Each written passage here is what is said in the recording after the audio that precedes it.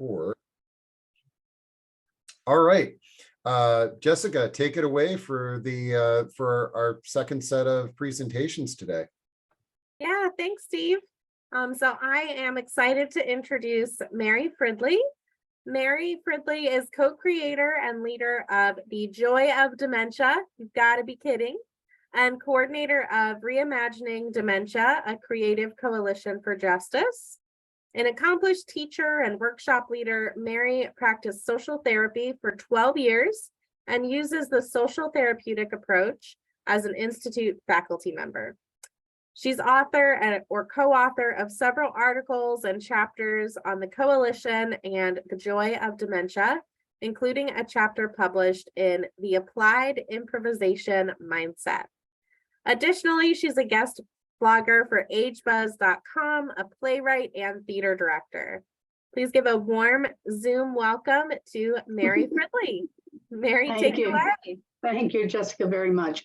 I am standing. It's the first time I've ever done a meeting standing, but I'm having a bit of a back problem, so hopefully this will work, but let me know. Anyway, thank you again, Jessica and Steve and everyone for inviting me. It is thrilling to be here today. I was my mom's primary caregiver before she died of complications from late-stage dementia a few years ago, and was part of a team caring for my very, very, very dear friend and Joy of Dementia partner, Dr. Susan Masad, before she died of cancer almost a year ago now. So it really, really, really is an honor to be with you today, and hopefully to the extent that we can exchange ideas and thoughts and all that, to be hopefully learning from you today, because I suspect you have as much to give to this conversation as I do, and I hope you will. So I'm thinking about, the theme of the conference being caring with hope and inspiration. I'm a big fan of both. And one of the things that I've learned, however, over time and over the last 40 years of doing the kind of work that I've been doing, that you'll be hearing a little bit more about, what I've learned is if we, the people, ordinary people, want to hope or inspire or be more joyous or imaginative or reimaginative, whatever words you want to use, we really do have to together kind of figure out how to go to some new places and see some new possibilities. And I was thinking about this, I think it's maybe helpful or ironic that this conversation is taking place the day after the elections here in the US. And again, I'm not doing a commentary on the elections, and I'm really not even speaking to who won and who lost. I'm sure we all have feelings about that. But one of the things I was thinking about when I woke up this morning is I would guess the vast majority of Americans neither feel very hopeful or very inspired today. And again, I don't think that entirely has to do with who you wanted to win or lose. That's not what I'm talking about. I'm talking about that for the most part, our leaders are not giving us anything new. They're not saying anything new. They're kind of saying, and they largely, I think, tend to dwell on fear and negativity. And whereas that might be an effective political strategy, it's not a very effective life strategy or growth strategy.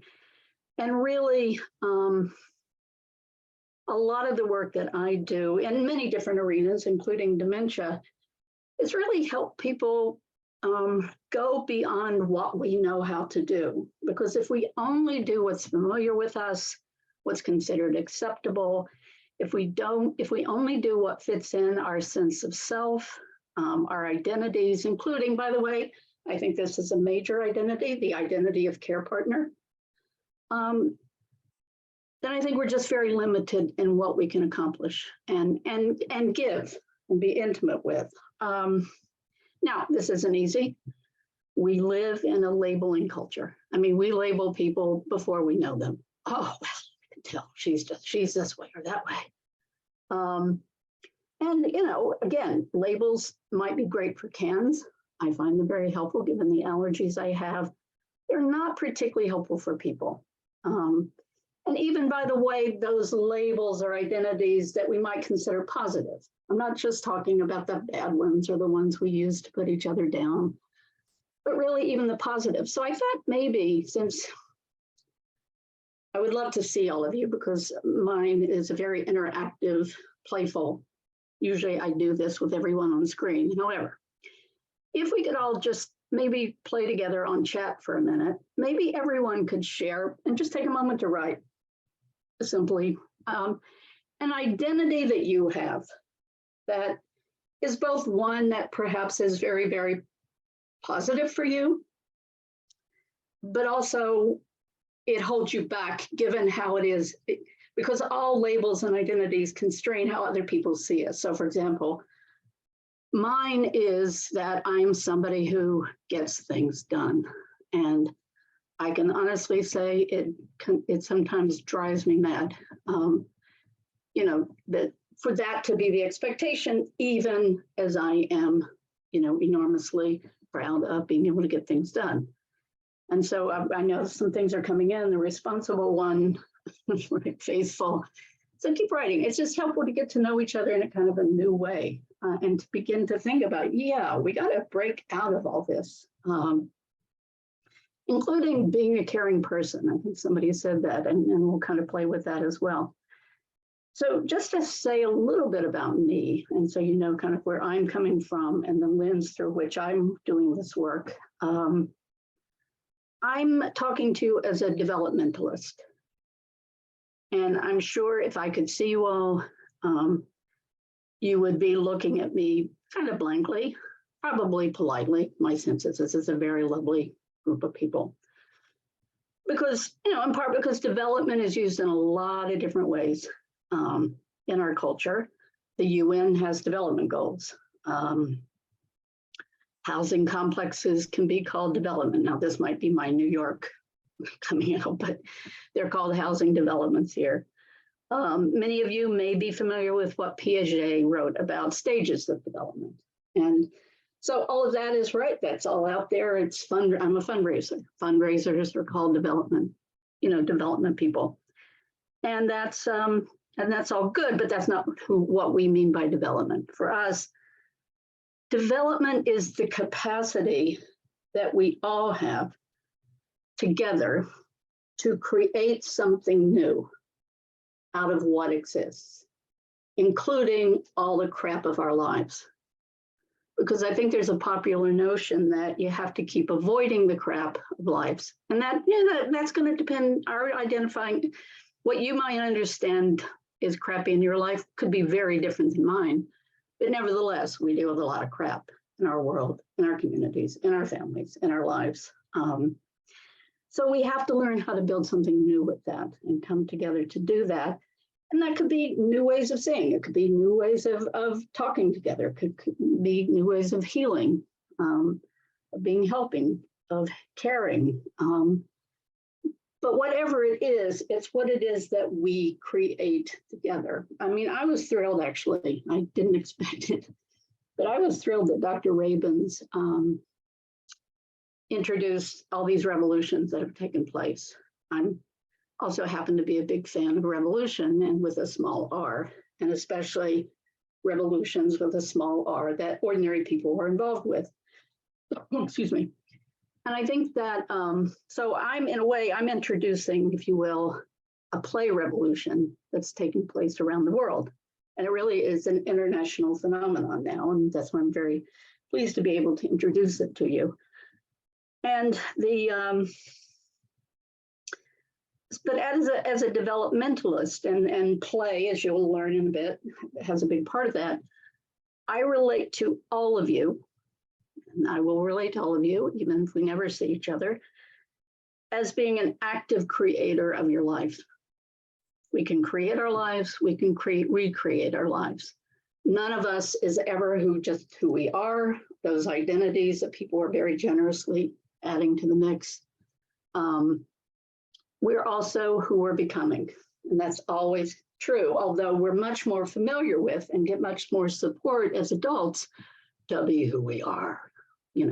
To grow up, to get it together, to know who you are, to know what life is about, etc. And the Institute, the Site Institute where I work, and Jessica mentioned in her introduction, we're an international Training and Education Center, we have created a play and performance-based approach that supports people from all walks of life, from all cognitive and physical abilities, from all races, ages, political perspectives, you name it. If you exist out there, you are invited, and we believe that together, if we can come together, we can build environments, groups, spaces, communities, whatever word you want to use. And me, I'm a theater person, I'm a director. I like the word ensembles, but we can create ensembles, communities, groups that support growth, discovery, curiosity, creativity, so that we can be less determined by what is invariably an impulse to control, to fix, to adapt, to assert authority, particularly if it feels like life is getting out of control. And certainly I know from my own personal experience that when you're confronting dementia, but many other life situations, but certainly dementia, it very quickly feels like life is getting out of control. And not just for the person living with dementia, for everyone impacted. And that's why, I'm really addressing all of us together as an ensemble. So now I'd like to see maybe do something that I've never done before. Because I'll use the words play and performance, and hopefully I'll say a little bit more about them. But I'm kind of thinking we all perform. We're all performers. What we're doing together today is a performance. If you go to a school, if you go to a class, you'd give a different performance. You'd dress differently. Your costume would be differently. You'd know what lines to say. Or if you go to your church or synagogue or place of worship, etc. Like we are performers. It's just not something that's particularly supported or applauded, nor are we given much space unless we happen to be professional actors or athletes. We don't have much space to perform, if you will, as someone other than, quote, who we are. So I'm hoping maybe, if there may be 6 to 8 intrepid souls out there, I believe Steve has said we could bring you up and highlight you. And I'm sort of hoping if 6 to 8 people could just volunteer for kind of a fun, playful thing with performance. I like this idea. Okay, so here's how we're going to do this, folks. I'm going to lower all the hands, and if you would like to come up on stage and play with Mary, raise your virtual hand. That's the little button down there, and we will bring the first. How many folks would you like? 6 to 8. It's fine. Okay. I mean, you could bring up as many as want to be. It's fine. I'm not. Okay. But all right. So we've got. Fine. Okay. So I am bringing. So if your hand is raised, I'm promoting you to panelist. And you get to be a panelist for today. And then put that on your resume. Yeah. Then you can turn your mic and camera on as you get on the stage here. And I think we're going to be at about 6 to 8. Okay, great. So if everyone could just, everyone needs to see you. So actually you need to come on camera. It doesn't work otherwise. Okay, we got Katie and Kimberly, Perry, wait. Sam, can you come on camera? I happen to know Sam. And Kimberly, or if you're, maybe Kimberly's not doing it, sorry. Okay. For those people who are on camera, this is a little performance. And I want you to perform as an ensemble and give it your full-throated performance energy. I don't care if you've never performed or if the last time you performed was, in your first grade class as the tree, whatever you did, it's fine. You know how to perform. So when I say curtain up, I want all of you to perform bored. That what I'm saying is possibly the most boring inane thing you have ever heard in your life. So when I say curtain up, I want to see and have everybody see just a magnificent performance of you are bored. Ready? Is that clear? Okay, 1, 2, 3, curtain up. Come on, I see some boredom. All right. Oh no. I'm liking. It always worries me that the boredom performance manages to be the most realistic. So I hope that doesn't pretend. Okay, curtain down. Wonderful. Let's give them a big round of Zoom applause because this isn't easy. All right, so your second performance is going to be being curious. Or however you want to convey that. You can convey it in words if you want, although, it actually doesn't matter. Convey it however you want to convey it. So when I say curtain up, I want to see a Broadway-worthy performance of being curious. 1, 2, 3, curtain up. Let's see, curious. Yes, so you're in, drawing me in. All right, good, wonderful.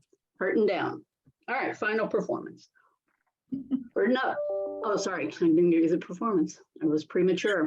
All right, so the last one is excitement. This is like, this talk, it could be the whole day, it's fine. I don't need it to be my ego fed. But this is the most exciting thing that you have ever participated in in your entire life. So 1, 2, 3, curtain up. Let's see some excitement. I want to see some excitement. All right, okay. Oh, I love it. I love it. All right, curtain down. Wonderful. Let's give them a big round of applause. Okay, great. So you can, this cast for the moment is dismissed. But thank you all very, very much. And believe me, and I was doing one of these talks the other day. Somebody says, well, how do you perform? And I said, well, believe me, if I wasn't performing and hadn't spent the last 40 years learning something about how to perform in everyday life, I wouldn't be talking to you today.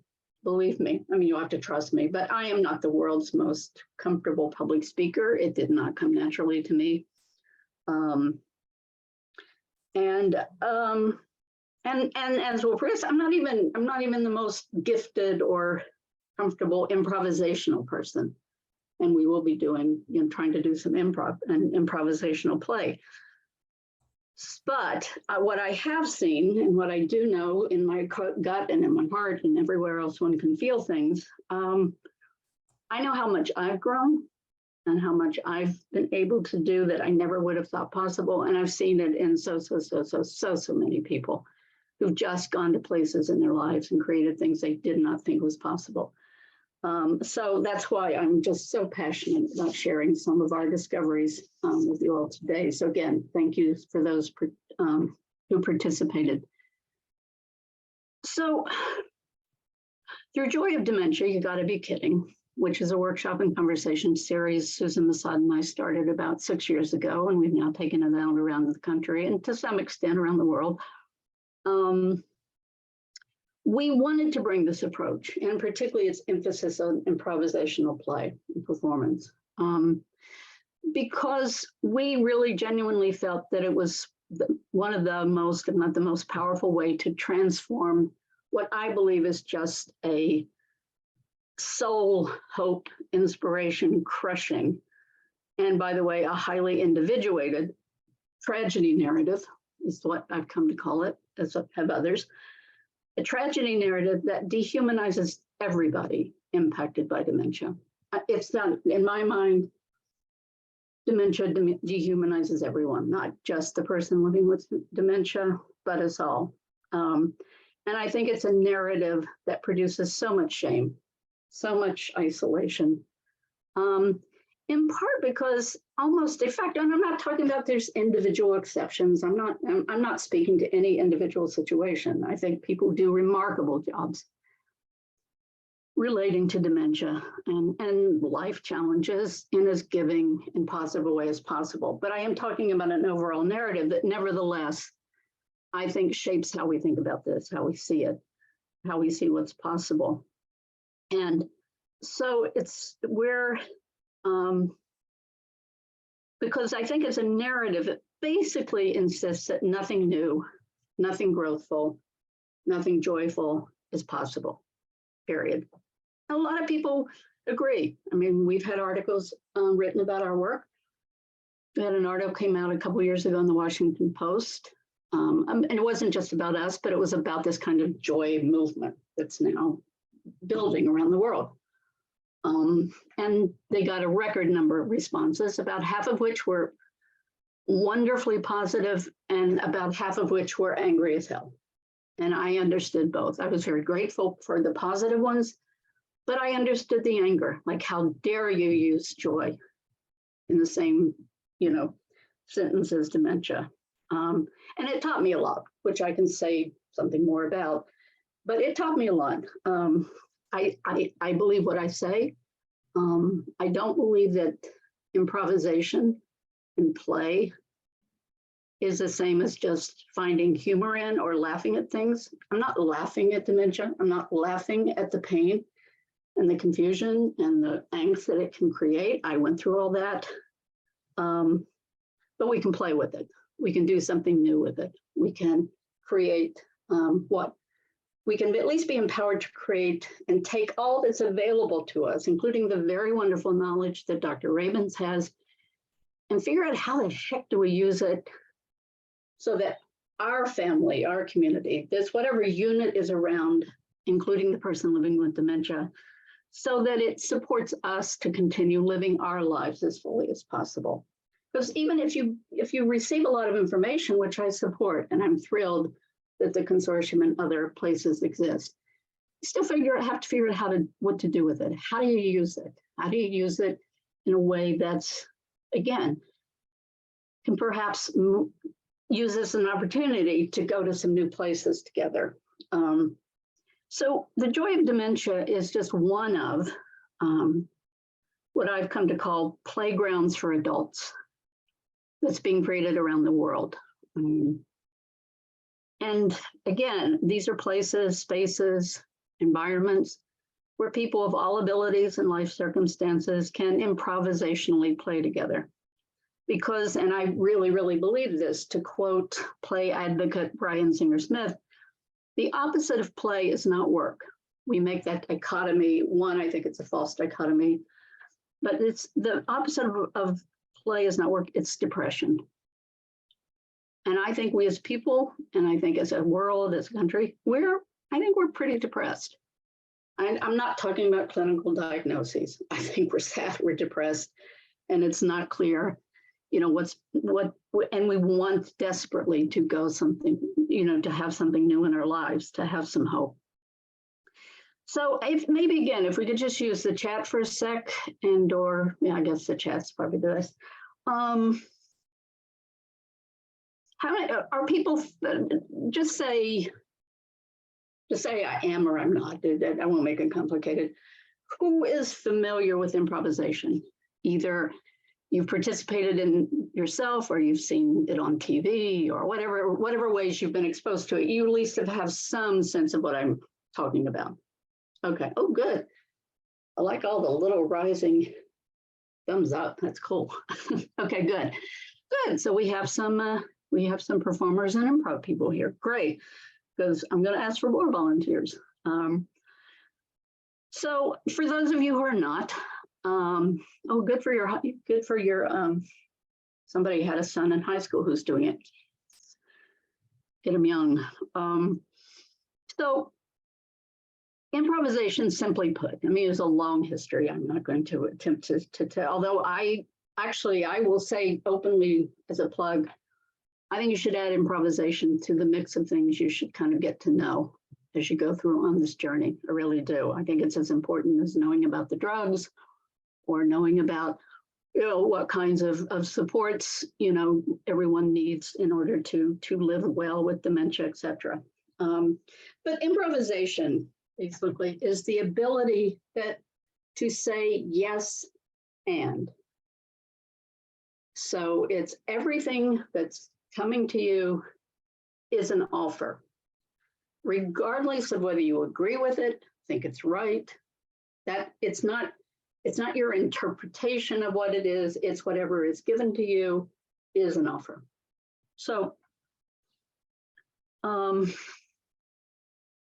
So in doing yes and I think why I love improv so well is because it's all about actively listening, accepting offers, building with them. And yes, and it, as I said, I think it's so terribly important in this work because, I think that most of the things that I've read in terms of how you relate to people living with dementia, and I remember reading this, when my mom was diagnosed, and it's enormously helpful. But two of the key are probably be in the moment, don't negate what they're saying, accept what they're saying, and go with them on their journey. Couldn't agree more. Could not agree more. Actually, I will go so far. I think that's how we should be living the whole of our lives. I think we should be yes-ending everybody. Then at least we'd be in a better position once dementia enters the picture. But I actually think it's a far more growthful way, an intimate way to live one's life. However, we don't live in a yes-and culture. It's not natural. We actually, and this is what we're about to see, we live in what you could call a yes, but, or a no culture. And again, I'm not even talking for the moment about how we relate to people living with dementia. I think they're often told no, or possibly yes, but. I'm talking about everybody and what goes into the environments that we surround people living with dementia. And so we're much more comfortable with yes, and just think about conversations you have in the course of the day and how often you go, yes, but, not sure, or no, or whatever. So, but again, for those of who, and I don't know, we're not as a cult, as a species, we're not great at being in the moment with each other. I'm guessing, and I'm not saying this critically, I think you have every right to, I'm guessing some of you are wondering about, your next meeting, what you're going to have for dinner, why is she going on and on? Like, there's all kinds of ways that we're there and we're not there in every moment of our lives. So I think what I love about improv, although, well, I can go back to dementia in a minute, is it really actually, it's a wonderful, wonderful tool for practicing and getting better at being in the moment in every moment of your life. So what I'd love to do is, again, see if we could have maybe 8 to 10, 8 volunteers just for the purposes of this. So again, Steve, if we could elevate. All right. So your little hand pops up here, and we've got folks. If you raise your virtual hand, I'll promote you to panelist, and then you turn your camera on so we can see you. And one of my hobbies, Mary, that I started not too long ago was going to improv class. It's well, then there you go. Okay, yeah. Then you stay on screen. Oh, I do. Oh, wow. Okay. No, you can. Is there a law that says you can't be part of this, or I don't want to violate like Zoom? Yeah, like it could be you're like the Wizard of Oz and nobody is supposed to actually bring you out from behind the camera. But what the heck? Okay. All right. Couple more people. Rosamelia, could you come off camera if you're?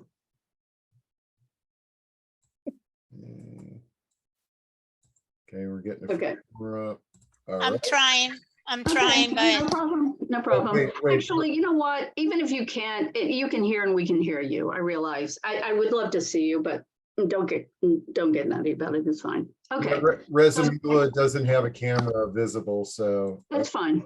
That's fine. So just so everybody knows, the group that's going to be doing this is Steve, Katie, Maureen, Sam, Diane, Rosamelia, and Allegra. So I know there are other boxes up, but those are the people too.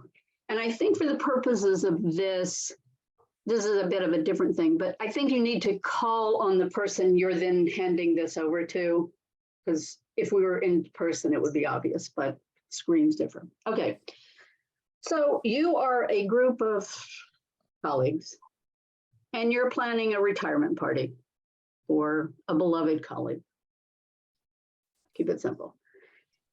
And this is a first planning conversation. Very excited about it. So the first go round, and we'll give it a couple goes rounds, and just in terms of time. You will say, so whoever, we'll have Steve begin. He'll make an offer of what the party should be. Just say one sentence about, to start off the conversation about the party. Katie would, let's say, Katie, you go next, and then you can tell the person you're going to call to. However you respond, and please verbalize this, say yes, but. And then your sentence has to be shaped by yes, but, okay? And on and on and on. So Katie, you turn it over to Diane. Diane, you just say whoever, so people know that's, and yes, please unmute yourself if you're going to participate.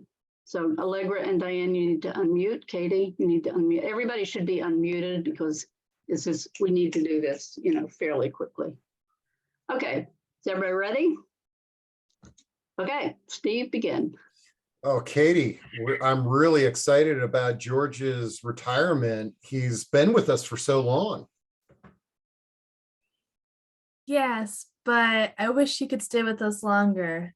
I feel really sad about him going away. Okay, Katie, just say Allegra or whoever you want to call on. Yes. Oh, I'm Emma. Allegra. Yes, but George had such a great time, and let's just celebrate him and have a terrific day with him that day. Right, Maureen? Yes, but how will we ever decide on a date for the Who party? do you want to follow? Diane. Yes, but we have to, so let's get started trying to figure it out. Okay. Yes, but Wait, sorry, Allegra. Sorry, Allegra. Sorry. Diane, who do you want to pass it on to that hasn't spoken? Allegra. No, Allegra's already gone. So Sam. Yeah. Oh, or Sam, Rosamelia. sorry. That's okay. Yes, and I'm delighted. I think I'd be the perfect person. Sam, sorry. Yes, but. Yes, but, not yes, Sam. You're doing yes, what? I miss. That's okay. Yes. We'll get to yes, and but, just whatever. So Diane said but yes. I can't figure out who is going. Yes, but how are we going to honor him properly? I'll give the speech if you'd like. Okay, great. And finally, why don't we just turn it over to Rosamelia? And to Rosamelia, what do you think? Yes, but everybody has talked about a lot of things, but nobody has put the party together. Who is going to start bringing the food? Great. Curtain down. Big round of Zoom applause. Now, we're going to do the same party planning. This time, however, the response is yes, and. So you're building on it. And just a slight difference, and again, you're not experts, you don't, but just to give you a sense. Let's say Steve said, we should have it on the beach. Take the offer and try to take it someplace rather than just piling on. Like, yeah, and if we do the beach, we'll have a lot of sand dunes. And then the next person said, oh yeah, but then we'll need to bring pails. And you just keep, we're looking for less, let's just add more items. Then where can you take this as fantastically and imaginatively as possible? So in a way, yes, and freeze that up. So Steve, if you're ready, curtains up. Right. Katie, we got George's retirement party coming up, and he's such a football fan. What do you say we do it on the high school football field next door to the office? Ooh, yes, and we could, I hear he really loves sweets, so I think we should get a cake, and maybe we could try and get it to be football themed. What do you think, Diane? Yeah, I love that. And I think we need to check out what our budget is, but there's sure to be enough for a beautiful, beautiful cake.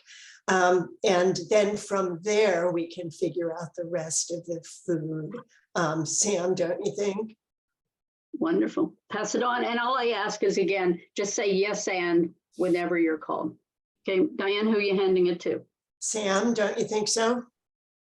Yes, and you know, I think I will go up to the press box and get the mic, and I'll sing "Happy Birthday." And what do you think? You can. Was that Maureen? Do you have something to add? Yes, and I think we should have food like a football game, hot dogs. Okay. Rose Amelia, what do you think? Just say, Rosamelia, all I ask, and I'm not trying to be it, but I really want people to practice hearing yes and. So say yes and then say what you want to say. So go ahead, yeah, Rosamelia, yes and. Yes, I agree with everybody. All right, bravo. Let's give them all a big round of Zoom applause. Okay, you all can go. Actually, you can stay or go, but doesn't really matter to me, but I like the faces on the screen, obviously. But so just real quick, actually stay for a minute, and anyone can respond in chat as well. What was the experience different? Like, how did you experience this? Doing one and then the other? Well, it's energetically up. It's not negative, it's positive. Yeah. It's inclusive and warm. Yeah, when you use the word but, it's an excuse on why you can't do something. And when you say yes and, it's we're going to make this happen. Yeah. And but is the denial. Yeah. And in the first one with the yes, but it made me feel like I did not want to be on this committee. Dang, how did I get here? Exactly. And in the second one, it sounded For much this, more you give me such positive. service. Great. Yes. And that was very much the experience. So take all of this for a moment. And again, this is a snapshot. But again, I think what's valuable about improvisation and living an improvisational life is it really does create a much level playing field, in part because I think of what Diane was saying, because the offers can be physical, they can be verbal, they can be the myriad of ways. Somebody could have just broken out in song as an offer. It doesn't, we don't have to relate to everything as simply through languaging, which is often what people living with dementia can quote lose. But it's a way of everything being offered to be. Then the role of the group, the ensemble, is to build with that and take it someplace. So it's not dependent on any one person. And nobody has to have it together. No one has to know and be able to say the right thing. And it produces what we call non-knowing growing environments, where it's possible to grow without, quote, knowing what you're doing. But again, we're a knowing obsessed culture, so that's not easy to do. That's why, in a way, I view these workshops and this talk and what we're doing together is it's exercising these muscles. We don't exercise them as adults for the most part. I think our brains are being overly exercised, but for the most part, our creative muscles, our play muscles, our nonverbal muscles have kind of languished. And I don't know, I kind of view it as going through the gym. If you were expected, if your job was expecting you to lift 250 pounds, I think you'd take seriously, you need to go to the gym. You'd have to do whatever made it possible for you to be able to be a part of it. Now, you could also say, look, I need 5 other people to help me do it. But nevertheless, we don't balk so much as, you have to exercise. This doesn't, and if you're going, oh, improv and pretending and play, it's not natural, it's kind of cheating. Yes, it is unnatural, it's cheating. And that goes back to what I said in the beginning. If we only do what we know how to do, where's the fun? We just kind of beat ourselves into either a frenzy of frustration, or there's only so far you can go. So, and in the Joy of Dementia, we consciously support people to create what we call the Dementia Ensemble. And that could be made up of anybody. Could be made up of family, could be made up of friends, could be made up of the the guy at the corner store, if he's part of the person's life. It really doesn't matter. I mean, we're kind of stretching the definition of what's allowable in terms of who then is part of the caring process. But it's also support for everyone involved to grow. So in a way, the purpose of the Dementia Ensemble, actually, it isn't focused on the person living with dementia. And in this, I think we shift the lens. I think there's wonderful work that focuses on people living with dementia. I support it. However, dementia, as a friend of mine said, is a team sport, and so is life, actually. None of us do anything alone. But we can't do dementia alone. And we do, and I think everyone pays a high cost for it, period. So we're really kind of offering, hey, you can create the spaces, and you need to create the spaces in the stage for you to be able to perform in different ways. And everyone needs to grow. I mean, dementia isn't natural. We're not well prepared for it. It actually goes against so many of our assumptions about what memory is, who selves are, you know, what it means to communicate, how do you get close, et cetera, et cetera. So I think, therefore, and that's why when I was with my mom, I worked very hard to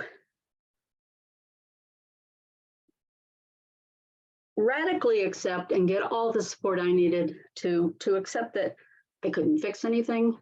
Actually, I didn't want to fix anything. I couldn't control much other than how we created the Dementia Ensemble. I couldn't substitute coming up with solutions for embracing just the intense emotionality of the experience, including shame, including fear, all the things I'm sure we've all experienced and will continue to experience. That emotionality is a big part of this. And that's why I think, whereas I think education is important, I think if we don't find ways where we can grow emotionally, I think, again, we're simply more limited than we need to be.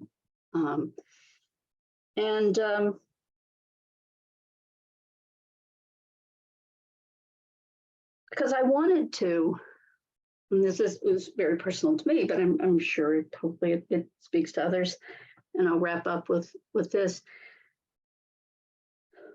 I wanted to be as giving to my mom and my friends, and I have other friends who are living with dementia now.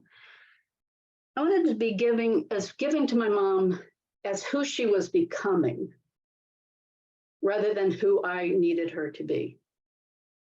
And that's a big important distinction, I think.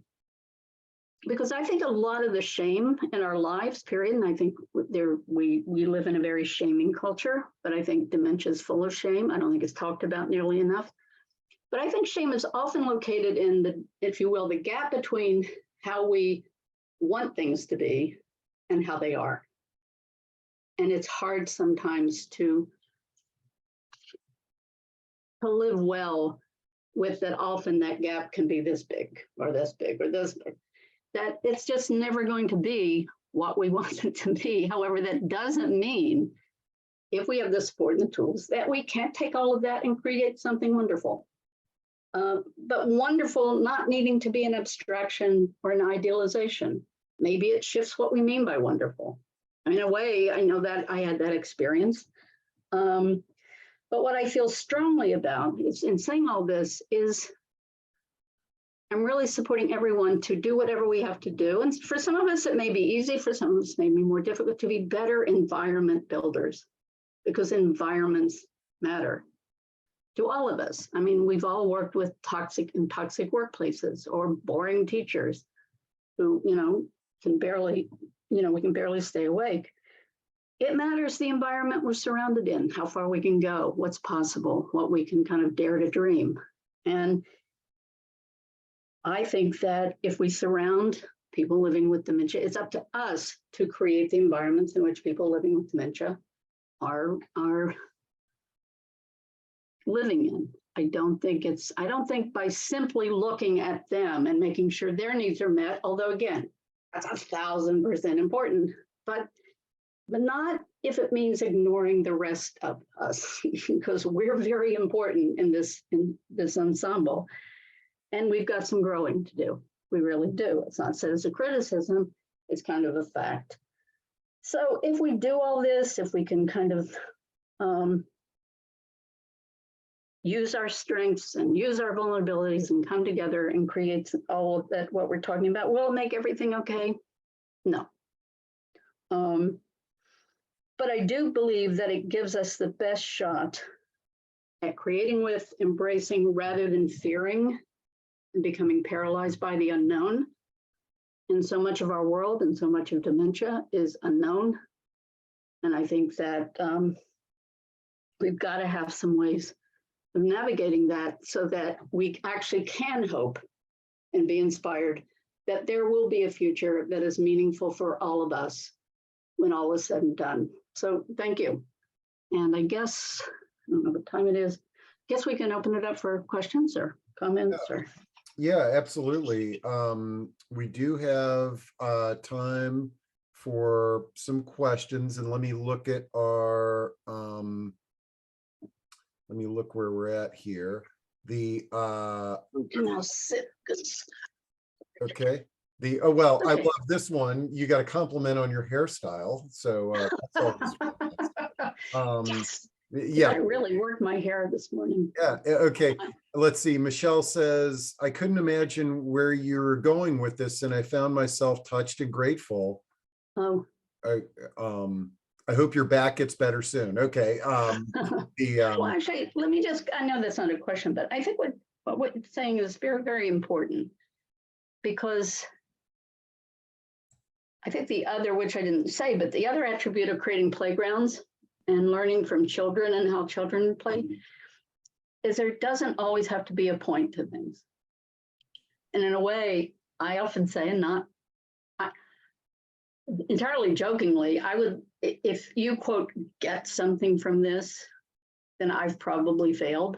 Because really, it's to kind of, we've got to support each other. To, if you're going to a new place, you can't possibly know what's ahead of you. Mhm. So it's really creating the environment around you where that's not, it doesn't have to be this huge deterrent. It'll be there. But again, there's support to move forward, but you won't know where you're going. That's kind of the point, if you will. This is an interesting question from Emma. It's Sure. What are some suggestions on how to encourage caregivers to take a yes and approach when they think of it as being deceptive to a person with dementia? For example, a person with dementia talking about a friend who's passed away, and Right. the caregiver upsets them by continuously telling them that the friend died. Sure. Well, this has come up a lot in our Joy of Dementia workshops. And again, in my response, please don't take this as the only or the be all and end all, the only answer, but, and then particularly when we did workshops in the African-American community, but in others as well, there really was a very serious concern amongst care partners who didn't want to lie. They viewed it as lying to their mother or father, particularly if it was a parent. They just couldn't lie to them. And invariably, that would kind of spark this whole debate over whether, should you lie? Should you tell the truth? Should you lie? And in a way, it becomes yet another dichotomous, falsely dichotomous conversation. I'm not a big fan of dichotomies. I think we are absurdly dichotomous culture. I don't think it's an either or, but I think what you could do, what I'm suggesting, and I think actually somebody said this in the responses to Dr. Rabin's talk, I think it's accepting the offer and, for example, being curious. So Aunt Jane visited me last night. Well, tell me more about the visit. Tell me about Aunt Jane. And create something with that. Because, and yes, maybe it makes her feel better. But I think the only thing and again, it's not nitpicking, But I'm saying this from a creating with the person rather than trying to manage the person. I don't believe in managing anybody, period. I don't think it's a healthy way to relate. And I think people living with dementia and some other categories I think they're overly managed. I'm talking about you actually could create the conversation with the person, and you're creating a conversation. And I think, again, if we were more able to do that in the whole of our lives, this wouldn't be so weird. But we're actually not a terribly curious people. So amongst other things, my suggestion would be just practice being curious and see what that feels like. Find a way that, and to try to move out of that dichotomy of truth, or I'm just not a big believer in that, truth or lies. I think it gets us stuck. Let's see, Diane says, this is a liberating concept. Can you give us an example of something specific that you did? Oh, gosh. Now I realize I can't. Yeah, I know. Ask back, right? That makes it a little hard. Something I did, I'm assuming in person, like some way that I've or taken maybe an example of of somebody in your group sort of use this technique, if you can. Well, think of that. Yeah. Actually, it was interesting. We were, and this is I'm actually purposely offering kind of what might be small, simple examples, because I think a lot of what we're talking about is starting small and simple. I'm actually not trying to, I want to live there, and I think that's where we can live together. But we were in Boston, and we did a Joy of Dementia workshop, and in our workshops, they're always, if our hosts can manage it, but we really, really, really strongly urge them to bring everyone together. People living with dementia, care partners, family members, medical professionals, whatever. And we don't know who's living with dementia, nor do we ask. It's not terribly important for us. If they're there, we'll find a way to work with them as part of the ensemble. But we did an exercise, improv exercise that involved, I won't get into detail, but involved learning about the other person and then introducing that person as that person. So if Steve and I talk to each other, I would introduce myself as Steve, and Steve would introduce himself as me. And it was clear that one of the gentlemen living with dementia was having a hard time. He just, and we realized at that point that he was living with dementia, but his partner, who did just a stunning job at kind of working with him to complete it. So she offered and kind of gave him some prompts, and he was able to go through it. And it was just a lovely collective performance. And again, that's why I think that we're hurt by living in a culture that is so dismissive of getting help, of cheating, of having others do things for us. And I think that I don't agree. Like, what's the problem? Like, if I can't complete something, what's the problem if Steve and all of us come up and are able to do it together? Does that diminish me because I wasn't able to do it alone? And in that way, in our work, we're seriously challenging this notion of who individuals are, of just as we're somehow these autonomous, individuated people who just sprang out of the loins and came out as these individuals, rather than we are social people. And we do things socially, but in a funny kind of way, we can't always see it. So yeah, I think we should cheat for each other. We have a lot to offer that perhaps somebody doesn't, but that's true of all of us. It's not just true for people living with dementia. There's a lot of things I can't do alone, and I freely want others to. Now, is it ever the case that I feel kind of bad? Yes, I live in the culture. But I think we've got to free ourselves, if you will, philosophically, from these kind of whole assumptions that we make about how we have to be with each other and what's going to allow us all to grow. And I just mostly think, please, please, please don't do it alone. I don't care. Keep working to bring together your ensemble. And I'm happy to be of support. If you want to reach out to me, I don't know if my information's in the chat. I love it. Yeah, we've been putting your information into chat, but we're wrapping up, but we've got a couple of questions. Let's address these and then. Okay, and I'll speak succinctly. Yeah, so I just get so excited. Oh, me too. I love this topic. And actually, so one question came in, how do I practice this with my husband? But I actually like the suggestion that you just threw out of the changing roles, like having a conversation with your spouse. I think that's important. And it's like referring to each other as a different name. Well, here's the other trick. Say, how do we want to do this together? That immediately makes it a we. And it's okay. The nice thing about improv is you can keep doing it over. So if you come home and you and your husband have the same fight for the 945,000th day in a row, well, you can say, oh God, that wasn't a very good performance. Let's do that one over. How do we want to do that? And just keep working it. So that would be my addition to what you're saying, Steve. And then the last question here is, how do I get a team to help when our loved one doesn't want anyone to know he has a diagnosis and doesn't want anyone to come in the house because of fear of COVID-19? And I then create the team you need. I'm doing that actually now with a couple of people who, you got to work with what you have, and it will allow you, perhaps it'll create some ways for that to shift, or you'll be better ready when it does shift, but doesn't create the team you need, because you also need to grow. And then perhaps you can find some creative ways to bring the person living with dementia into it. But I don't mean this dismissively of the people living with dementia, but a lot of us don't want to do things. So I always say, and this is an old organizing mantra, move with the moving.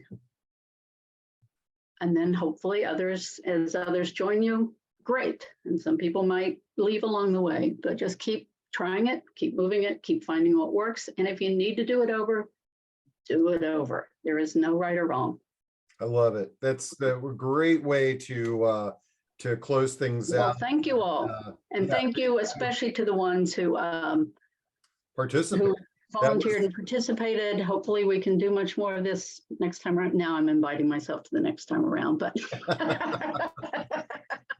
anyway, but really I had such a blast, and thank you all again for inviting me.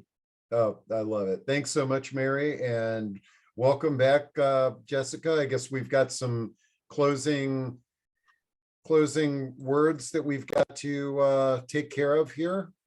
Yeah, thank you, Mary, for the fun and dynamic session. It's always a blast.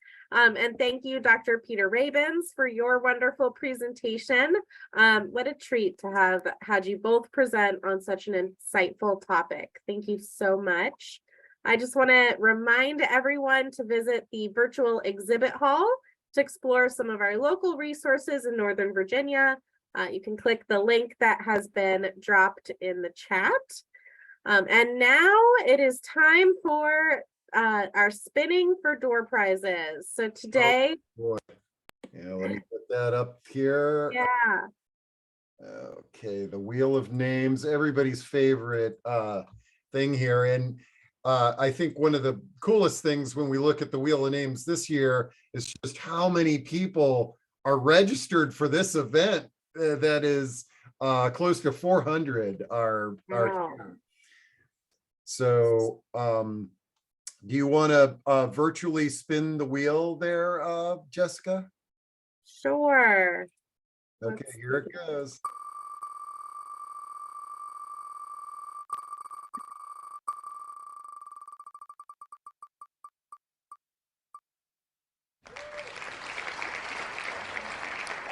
Woohoo! The winner is Jerry Wallace. All right, congrats, Jerry. You will be getting a copy of the 36-hour day written by Dr. Peter Rabens. Okay. We've also got a copy of Communicating with Your Loved One with Dementia by Pam Ostrowski. A copy of Dementia Arts, Celebrating Creativity in Elder Care, written by Gary Glasner. And a copy of Create While You Wait, adult coloring book with coloring pencils. Okay. So let's see, we talked about the exhibit hall here. So I know the conference evaluation is going to be after our last day, so everybody can give us feedback. Yes. So thank you for spinning. We've talked about the exhibit hall. We want to hear about your conference experience today. We're going to put a poll question up, and we want you to tell us overall, how would you rate today's session? Oh, okay. We're gonna have to skip that today because I didn't get the poll locked and loaded. I thought we were gonna just do a survey at the end. So sorry about that. Okay, that is fine. And I actually think we're giving out one of the books. I'm seeing Juliana messaging that we actually have 3 winners per day. Okay, so, let me go back to the wheel. Yeah, we can get two more winners for each of the Okay, that's great. books. All right, while I'm doing that, do you want to remind people about what we've got on deck tomorrow? Absolutely. So we will be, like Steve said, we'll be sharing the conference evaluation at the end of the 3 days. And we want to hear about your experience. One last reminder to visit the virtual exhibit hall and explore some of our local resources. And for professional attendees wishing to apply to George Mason University for continuing education units, professionals must attend all conference sessions. The link to access the CEU will be provided at the end of the conference on Friday, and the cost is $50 payable to GMU.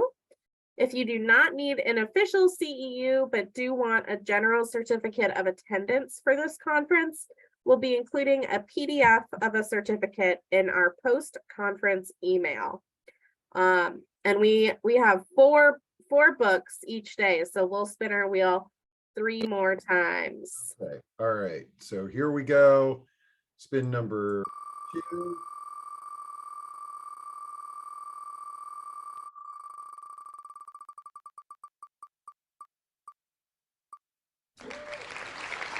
Michelle B. Miller. Congratulations, Michelle. Michelle, okay, spin number 3.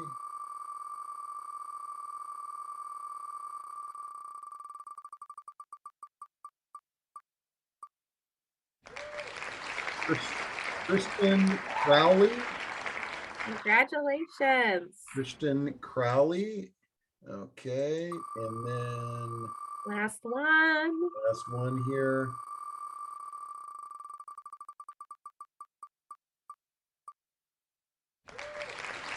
Pamela Dulles. Congratulations, Pamela. Okay. All right. So thank you, Steve, for spinning those. Congratulations to our lucky winners. These books will be mailed to the address that the winners provided during registration.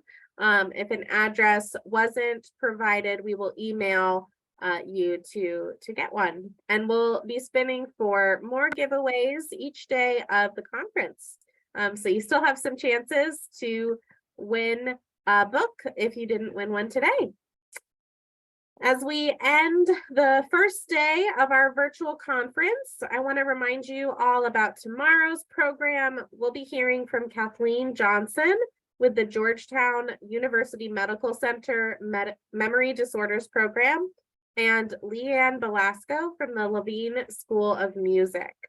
Thanks to everyone for joining us on day 1 of our Caregivers Conference. We look forward to seeing you back here tomorrow at 10 a.m.